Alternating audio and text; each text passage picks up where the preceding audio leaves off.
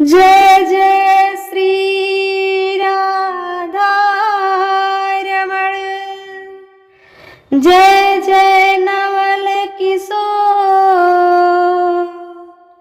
जय गोपी चित चोर प्रभु, जय जय माखन चोर, जय जय माखन चोर। राधा मेरी मात है, पिता मेरे घनश्याम, इन दोनों के चरणों में मेरा कोटि कोटि प्रणाम, मेरा कोटि कोटि प्रणाम। सभी भागवत प्रेमियों को प्यार भरा श्री राधे राधे, जय जय श्री कृष्णा। आप सभी का जीवन आनंदमय हो, खुशियों से भरा रहे, आप सभी पर भगवान की कृपा बनी रहे। इन्हीं शुभकामनाओं के साथ मैं कथा में आगे बढ़ूंगी। पुष्करम च प्रयागम च काशीं गोदावरी, नापश्यं कुत्रचित् चर्मः मनः संतोष कारकम। नारद जी को कहीं शांति नहीं मिली, नारद जी को कहीं शांति नहीं मिली। तब नारद जी वृंदावन आए। यहाँ भक्ति महारानी उदास नजर आई। अरे देवी कौन हो? नारद जी ने पूछा, अरे देवी कौन हो? मैं भक्ति हूँ, ये मेरे बच्चे हैं, बड़े दुखी हैं। इस कली काल में नारद जी ने कहा, चिंता मत करो। भागवत जी के लिए आकाशवाणी हुई और सनकादियों ने नारद जी को हरिद्वार में जब भागवत सुनाई तो भागवत सुनने से ही भक्ति, ज्ञान और वैराग का दुख दूर हुआ। भागवत जी की महिमा है कि भक्ति, ज्ञान, वैराग का भी दुख दूर किससे हुआ? केवल भागवत सुनने से। ज्ञान और वैराग भक्ति महारानी के दो पुत्र थे, वो झुलस गए थे, उन सब का भी दुख दूर हो गया। तो क्या आप और हमारा दुख दूर नहीं हो सकता है?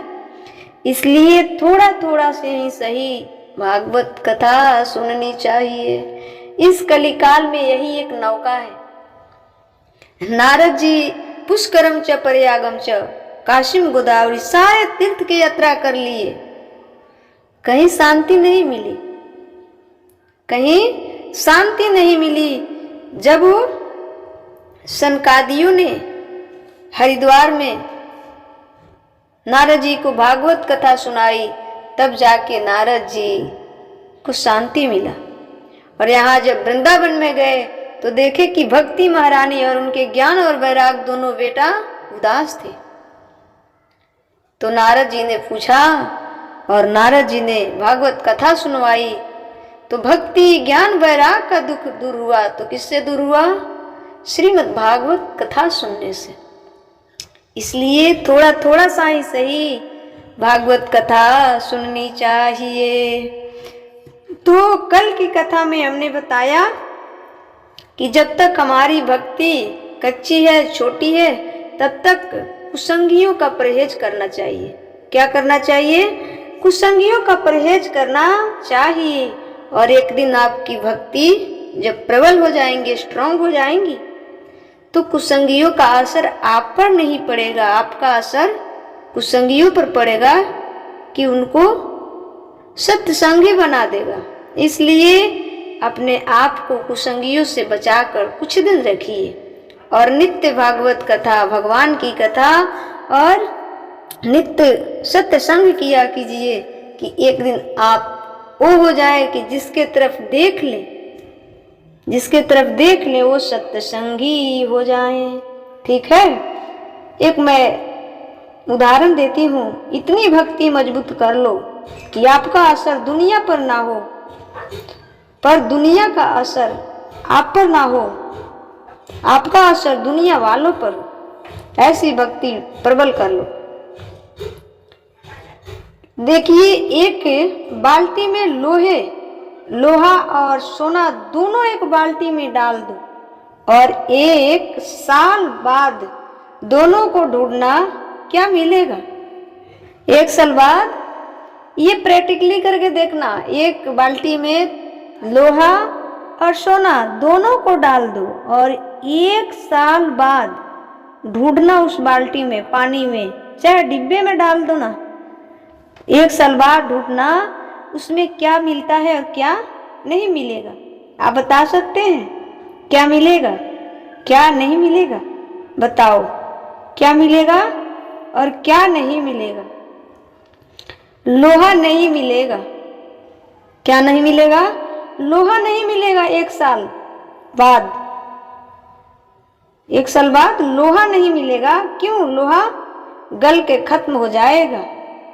लोहा गल के खत्म हो जाएगा। लेकिन 1 साल क्या 10 साल तक पानी में सोने को डाल दो ना, तो चमक कम होगी ना, पानी उसका सोना का चमक कम नहीं होगी ना। पानी कुसंग है, पानी कुसंग है, लोहे को बिगाड़ सकता है, सोने को नहीं बिगाड़ सकता है। पानी क्या है? कुसंग है। लोहे को तो बिगाड़ दिया, लोहे को तो गला कर खत्म कर दिया, पर सोने को तो चमक भी कम नहीं हुई ना। इसलिए पानी क्या है? कुसंग है।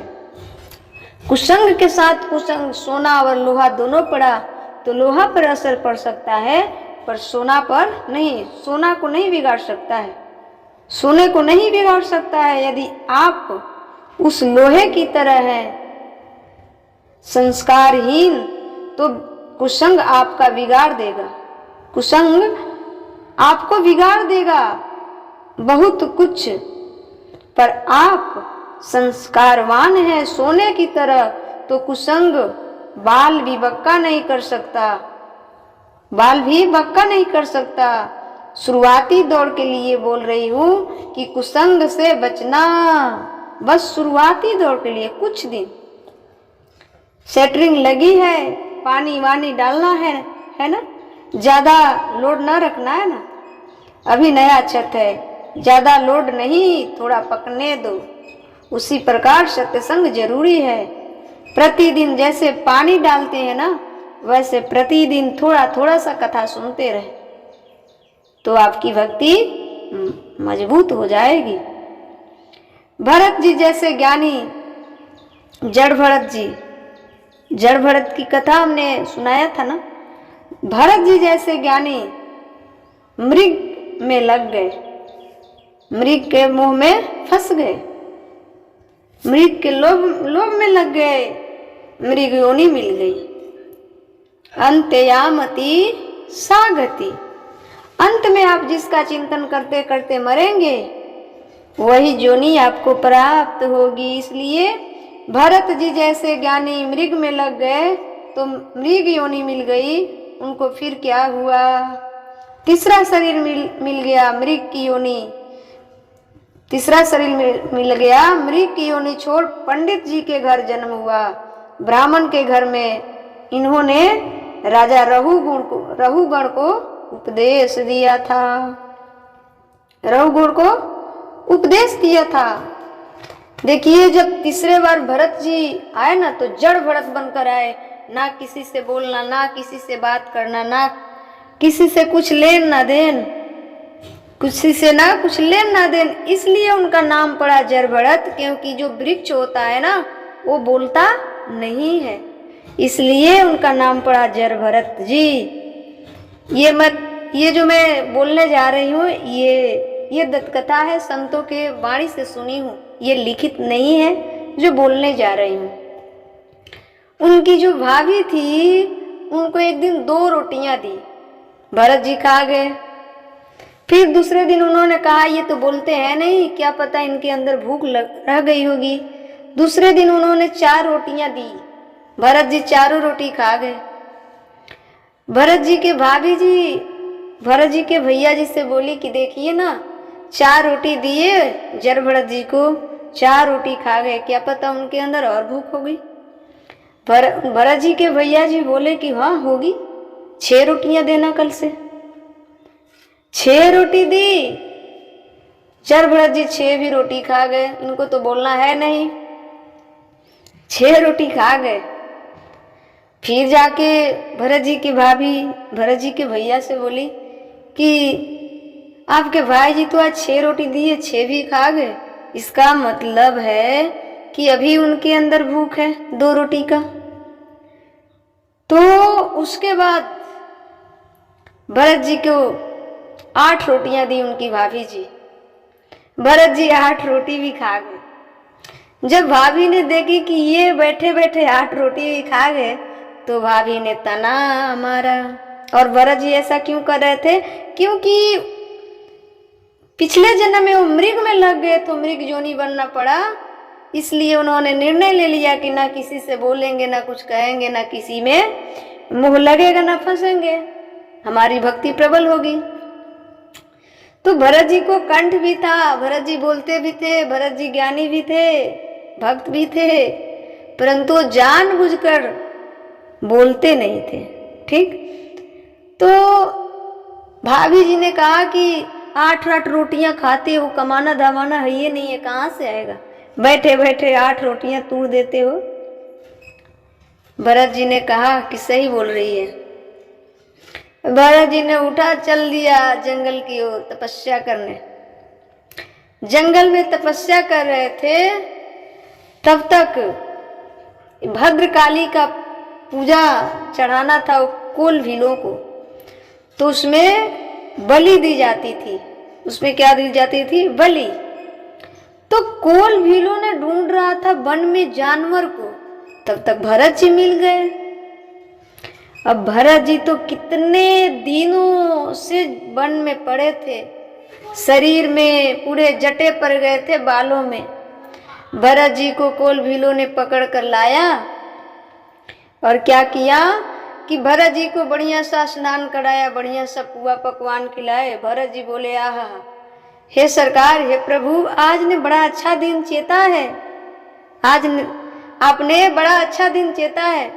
जब उन्होंने खिला दिया और जब देखे कि ये काटने वाला जो हथियार था उसको पिजा रहे हैं, तब भरत जी को लगा कि अरे आज तो हमारी बलि चढ़ जाएंगी, आज बलि चढ़ेंगी। तो उन्होंने क्या किया, भगवान से कहा कि हे सरकार, जो आप करेंगे मुझे स्वीकार है।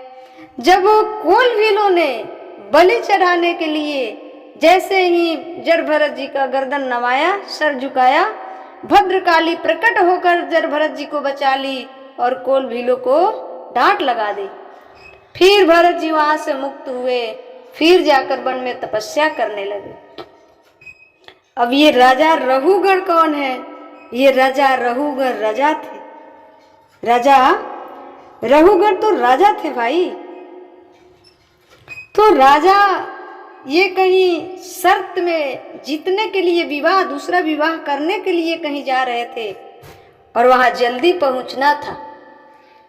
तो 4 जना लगते हैं ना पालकी में, डोली में, तो 4 जना थे, जिसमें से कुछ दूर जब वन में गए तो एक कहार बोलते हैं ना, एक कहार को तबीयत बिगड़ गई, एक कहार को तबीयत बिगड़ गई। अब तो 3 जने से डोली जाने वाली है नहीं। तब तक भरत जी दिख गए कि भरत जी है, उसको पकड़ो, राजा है भाई। उपदेश दिया, पकड़ कर लाया सब। भरत जी लग गए एक साइड कंधा। भरत जी तो भक्त हैं भाई। अब ये भरत जी जब चल रहे थे ना, तो चींटियों को बचा बचा कर पैर रख रहे थे। जहाँ चींटियां मिल जाती वहां रुक जाते। अब वहां फांदते कूदते तो डोली क्या होती थी, हिलती डुलती थी। रघुगुण ने डांटा, अरे ठीक से चलो, फिर भरत जी चले, फिर चींटियां मिल जाए, कुछ भी जी मिल जाए। फिर भरत जी तड़पते थे तो डोलियां हिल जाती थी। रघुगण को बड़ा गुस्सा आया, उसने कहा कि तुम जानते नहीं हो मैं राजा हूं, अभी मृत्यु दंड दे दूंगा, तुझे मार डालूंगा। भरत जी ने कहा, राजन आप किसको मारने की बात करते हो? राजन आप किसको मारने की बात करते हो? रघुगण ने कहा, आपको, तू गलती करता है और किसको मारेंगे? भरत जी ने कहा कि राजन जड़ भरत थे, ये बोलते नहीं थे, लेकिन वहां भगवान की कृपा हुई और जरूरत पड़ी तो भरत जी ने बोल पड़ा। भरत जी ने कहा, राजन ये शरीर तो मरा हुआ है, ये शरीर तो नश्वर है, इसका तो नाश होना ही है। आत्मा को हमें नहीं मार सकते हो, हमें नहीं मार सकते हो। शरीर से क्या लेन देन? किसे मारोगे? शरीर को न मारोगे, मार दीजिए ना।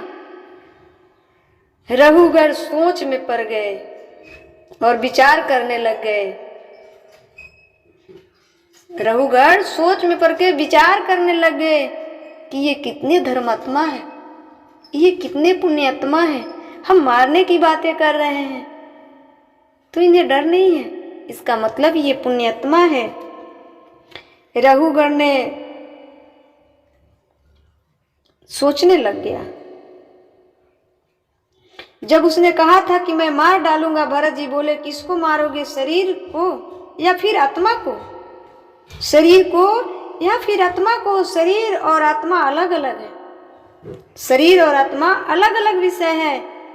रघुगण जी, मैं शरीर नहीं हूं, मैं शरीर नहीं हूं, मैं तो आत्मा हूं। शरीर अलग होता है, आत्मा अलग होती है। जैसे मोबाइल अलग है और सिम कार्ड अलग है। मोबाइल की तरह है शरीर, सिम कार्ड की तरह है आत्मा। सिम कार्ड की तरह है आत्मा, अलग अलग है पर एक दूसरे के पूरक है। क्या है? एक दूसरे के पूरक है। यदि मोबाइल है और सिम कार्ड नहीं डाला गया है तो आपका मोबाइल काम नहीं करेगा। यदि सिम कार्ड है और मोबाइल नहीं है तो फिर आपका सिम काम नहीं करेगा। ठीक है, तो एक दूसरे के पूरक है। आत्मा मतलब सिम, आत्मा मतलब सिम कार्ड और शरीर मतलब मोबाइल। अकेला मोबाइल किसी काम का नहीं है जब तक सिम न डालो। जब तक सिम न डालो तो सिम अकेले कुछ काम नहीं करेगी। यदि मोबाइल ना हो तो सिम काम नहीं कर सकती है और मोबाइल को सिम को मिलाना पड़ेगा, तब दोनों मिल जाएंगे, तब दोनों एक दूसरे के पूरक होंगे। उसी प्रकार शरीर और आत्मा चैतन्य जब ये चैतन्य से जड़ में मिलती है तो एक्टिविटी होती है। जब चेतन से जड़ में मिलती है तो एक्टिविटी होती है। एक्टिविटी होता है, काम करता है। आत्मा निकल जाए तो जड़ है, पड़ा है, कुल्हाड़ी से काट दो कोई असर नहीं होता है इस शरीर को जब आत्मा निकल जाती है। क्यों जी? आत्मा जाने के बाद शरीर को कोई कुल्हाड़ी से काटे असर नहीं होता है। क्यों नहीं होता है? क्योंकि शरीर जड़ है। शरीर क्या है? जड़ है। शरीर मोबाइल है, मोबाइल सेट है। आत्मा जड़ा सी सिम कार्ड है। वो निकल जाए तो सारे नेटवर्क खत्म है। ना व्हाट्सएप चलेगा, ना फेसबुक चलेगा, ना यूट्यूब चलेगा, ना गूगल चलेगा। क्यों जी? बस आंखें, हाथ, पांव, नाक, कान ये सब तुम्हारे सॉफ्टवेयर है। ये भी तब तक काम कर रहे हैं जब तक सीम रूपी आत्मा पड़ी है। आत्मा निकल गई सब डिब्बा है। आत्मा निकल गई तो सब डिब्बा है। शरीर जड़ है। शरीर क्या है? जड़ है। आत्मा चैतन्य है और वो चैतन्य तत्व कौन है? परमात्मा है। आत्मा कौन है? परमात्मा है। ठीक है।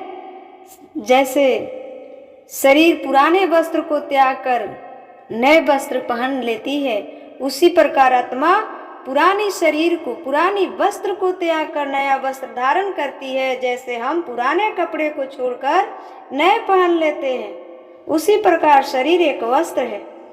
शरीर एक वस्त्र है जिसे आत्मा ओढ़ती है, जिसे आत्मा ओढ़ती है।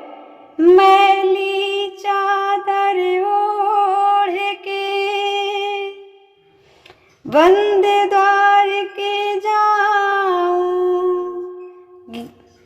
ये गीत यही दर्शाती है कि ये चादर पुरानी हो गई है, मैला हो गई है, नई चादर नया। इसलिए मैं शरीर नहीं हूं। भरत जी क्या कहते हैं कि मैं शरीर नहीं हूं। किसे मारोगे? मैं शरीर नहीं हूं और आत्मा अजन्मा है। आत्मा क्या है? अजन्मा है। वो जन्म नहीं लेता है, वो नहीं मरता है, नहीं जन्म लेता है। ठीक है। नैनम छिंदती शस्त्राणि नैनम छंदती पावकः। आत्मा जन्मा है, अमर है। ना कोई शस्त्र काट सकते हैं, ना आग उसे जला सकती है। ना कोई उसे शस्त्र काट सकते हैं, ना उसे आग जला सकती है, ना पानी उसे भिगो सकता है, ना हवा उसे सुखा सकती है। ना हवा उसे सुखा सकती है। मैं ईश्वर के अंश हूं पर आत्मा का स्वरूप हूं। आप कहेंगे कि मार डालेंगे, आप बोले कि मार डालेंगे। बताइए राजा जी, महाराज रघुगण, किसे आप मारेंगे? किसे आप मारेंगे? ये आत्मा को कोई मार नहीं सकता, नहीं काट सकता है, नहीं सुखा सकता है, नहीं जला सकता है। तो फिर आप किसको मारेंगे? किसको मारेंगे? मैं ईश्वर के अंश हूं पर आत्मा का स्वरूप हूं। आप कहेंगे ये आत्मा क्या है? तो परमात्मा का स्वरूप है। ईश्वर अंश जीव अविनाशी। ईश्वर अंश जीव अविनाशी। हम ईश्वर हैं। जैसे दर्पण में आपका चित्र दिखता है, दर्पण में आपका चित्र दिखता है तो उसे प्रतिबिंब कहते हैं। जैसे दर्पण में आपका चित्र दिखता है तो उसे प्रतिबिंब करते हैं। उसी प्रकार ईश्वर का चित्त आत्मा है। उसी प्रकार ईश्वर का चित्त आत्मा है जो कि हमारे भीतर है। वो चित्र आत्मा रूपी निकल जाए तो मर जाते हैं आदमी। तो ईश्वर ही हमारे अंदर व्याप्त है आत्मा के रूप में। किस रूप में? आत्मा के रूप में। अब बोलिए राजा साहब, आप किसे मारना चाहते हैं? रघुगण ने कर जोड़ लिया और भरत डोली पर से उतर के भरत जी के चरणों में गिर पड़ा।